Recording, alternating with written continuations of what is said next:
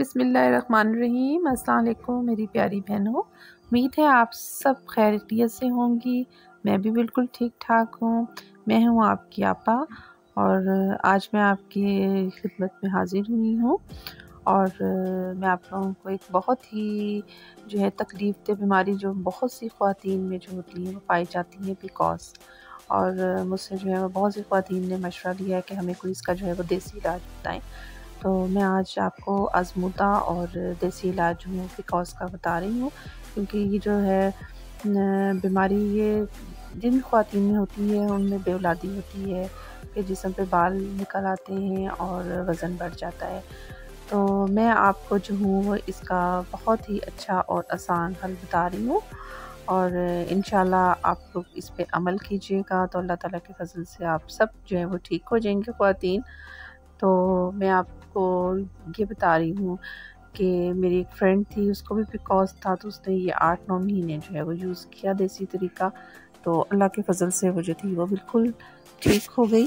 तो अब मैं आपको ये बताती हूँ कि आपने इसको जो है वो कैसे यूज़ करना है, और ये जो हर्बल तरीका है और हर्बल तरीका जो है इससे आपको बहुत ही ज़्यादा फ़ायदा होगा। जो मैं आपको तरीका बता रही हूँ इससे आपकी स्किन भी ग्लो करती है, पीरियड्स भी सही होते हैं, ताकत भी देती है, ब्लड भी बढ़ाती है, ठीक है।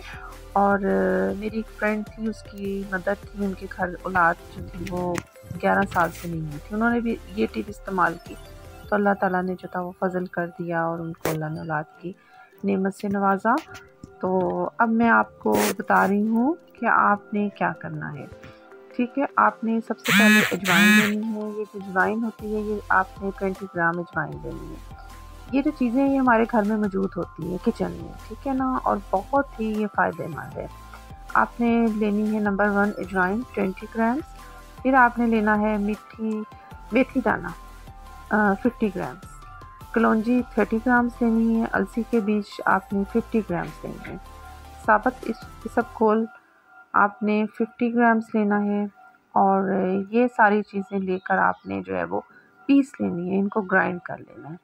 लेकिन आपने बहुत ज़्यादा नहीं इसको पीसना, आपने थोड़ा ही पीसना है, क्योंकि ये होता है कि ख़राब भी हो जाती है बड़े-बड़े, ठीक है। और आपने डेली सुबह निहार पेट जो है वो गर्म पानी के साथ आपने आधा टीस्पून लेना है, ठीक है।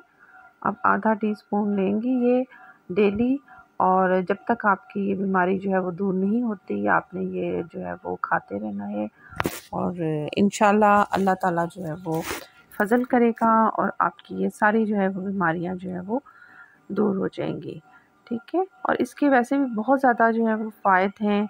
इससे आपका वेट भी कम हो जाएगा और अंदर जितनी पेचीदगियाँ हैं आपके जिस्म में वो भी इंशाल्लाह अल्लाह ताला के फ़ज़ल करम से दूर हो जाएंगी।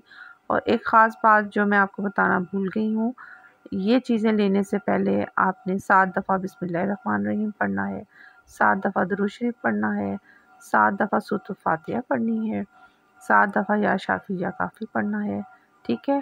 और जब ये आप शुरू करें खाना तो आपने सदका खैरात डेली देना है, ठीक है, क्योंकि जो सदका खैरात होता है वो मैं आप लोगों को पहले भी बता चुकी हूँ कि ये हमारी बहुत सी बीमारियों को जो है वो टालता है, मुसीबतों को जो है वो दूर करता है।